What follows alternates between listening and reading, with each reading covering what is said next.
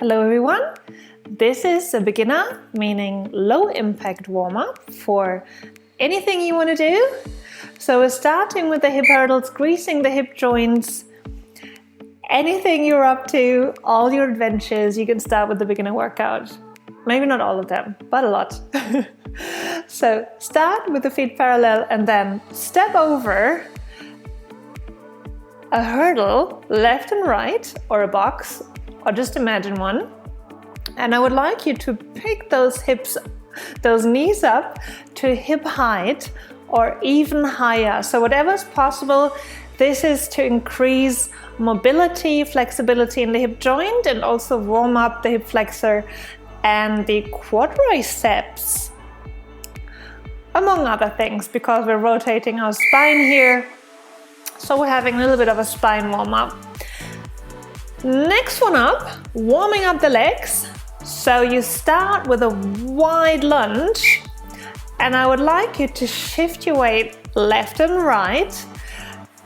This is not yet a workout, so don't worry if you're not feeling it anything. I would like you to stretch your adductors. That's the inside muscle of your thighs. So I would like you to stretch that one a little bit, forwards coming up. And of course, there's a little bit of warming up of the thighs, increasing the breathing rhythm. Thank God I don't have to write that down. So many THs. And also increasing your body temperature. Body temperature allows us to transport more oxygen to all the extremities of our body. So next one up, rotating the spine.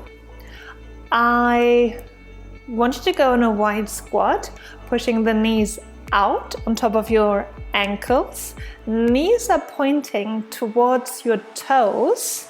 And you can push with the hands a little bit from the inside. And now look over your shoulder, rotate gently without pushing the hips forward. I know that might happen, but try to stay in a lumbar lordosis. That means you still want to bring your sitting bones up and have a little bit of a curve in your lower back. That's right, because then we can rotate better. After rotation comes rolling. So we're rolling forward from V position as a downward dog into plank position. It's a step pose. But no yoga here, we're still warming up. So push back into that V pose, hands fully contacted on the floor, pressing the mount of your index finger into the ground. Shoulder blades are away from the ears and now roll forward, sucking your belly bottom in and try to mobilize the whole spine. So belly bottom comes in, you suck it all in and you roll forward, making yourself as round as you can, and then unfold into that full step position. Come into that beautiful plank, strong plank pose. No sagging in the hips. Very nice. So first, real, let's say mid-intensity, but still low impact because we're not jumping, are the switch lunges. We're starting with a squat in the middle and then step back right leg, come back, squat in the middle, and then step back left leg. And you decide how low you go. Maybe that squat in the middle doesn't go as low as you would want, or I do. But make sure that you stay on your level. So it is a little bit challenging. You're feeling that your muscles get warmed up, your muscles get challenged, and that you still can manage because this warm-up is 15 minutes. 15 minutes I find is like the ideal thorough warm-up to really get all those joints mobilized and to get our metabolism into workout mode. There are slow and fast metabolisms, and some adapt very fast. Feet fire here, so just jog on the spot, picking those knees up a little bit and stay on the balls of your feet. Don't push the heel down to avoid too much shock and impact on your spine, so stay very light, Little quick feet here, arms moving contralaterally. So I was saying about the slow and the fast metabolism. So there's runners, marathon runners that are in a stable metabolism, meaning their body delivers as much energy as they require within 1.5 minutes or 2, but those are like the best in the world. So our selves, we might be a little bit slower. So 15 minutes, I would say, everyone will have their metabolism geared up to deliver the energy necessary for the workout. Step out from parallel position, right and left, into lateral lunge. And in lateral lunge, the outside foot is pointing slightly outwards, like, let's say, 30 degrees, so that your foot and your knee can point into the same direction. And you want to have a little bit of runner's arms here. The advanced version or intermediate version of this is to grab the floor with the inner hand, but you don't have to. But bend forward a little bit, so we're warming up the back muscles, the butt, the hips, the glutes, the hamstrings. Great one. Crab reaches. So as you can see, we have tons of body parts that we need to take care of so we get warmed up all over. Now we're turning around, crab position, fingers are pointing outwards, hands underneath the shoulders, and then reach up, come up with the hand reaching towards the sky or ceiling until your hips are knee height. Your knees still want to point into the direction of your toes and not go over your toes. So always make sure that your knees are behind your toes. How to make sure, if you can't see where your knees are, it still needs to feel good and the angle needs to be 90 degrees, more or less, when you're in the upper position. There was a lot of mathematics there. It needs to feel good and not tight in the knees when you're up. All right, forward lunges, same here. When you're lunging forward, so come from your parallel position into a right lunge forward, step back into parallel, and then come into a left lunge forward, alternating left and right. And here, same thing. The knee needs space and doesn't like to be too compressed. So we want the knee to stay behind the toes. So you're having a big angle between your thighs and your calves. Make sure that you're stepping out large enough. Too narrow would mean that you need to basically come forward with the knee and you're not coming forward with the foot. I hope that makes sense. Else, leave a comment below and I'll explain in writing. All right, here we go. Butt kicks. This is a high impact exercise, meaning that we have some air time. So if you don't want to do that or can't do that, then don't jump and just lift the legs up. So you're basically doing a butt walk or a butt kick walk and not a butt kick run. Anyhow, we're trying to keep those knees parallel and just lift the ankles to the hips.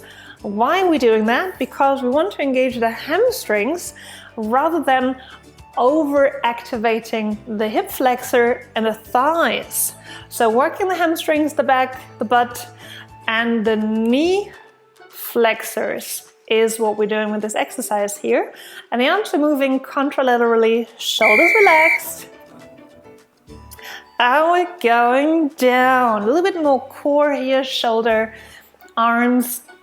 So I'm doing this quite fast. You don't need to do that as fast. So we're starting in plank position and I'll step forward, right leg, left leg, and then step back, same side. And then do it on the other side. So step back, left, right, and then step forward, left, right, and then step back, left, right. So you're basically walking forward, walking backwards, and changing the leg when you go the second time. And as you can see, if you can see, with the head the nose comes to the knee when you're stepping forward. You're kind of doing a forward fold. This is to allow your head, your neck to rest a little while you're stepping forward. Do that as slow or quick as you want. And here we have a little bit of a breather. So we're having 5 more exercises, 5 more minutes to go. Bird dog, start in all fours, hands underneath the shoulders, knees underneath the hips, nice and square, everything. And then lift the right leg and the left arm, then crunch everything together in the middle, stay parallel, so don't cross over, just pull into the middle. And then change sides. So we're doing a lift, a crunch, a lift on the same side, and then a dropping down and changing sides. You don't need to lift neither the hand more than shoulder height, nor the foot more than hip height, because I don't want you to go into all the back bend here, more like a stable back plank position. Shoulder taps. In the beginner version, we're having the knees down, hands underneath the shoulders, and we're tapping the opposite shoulder.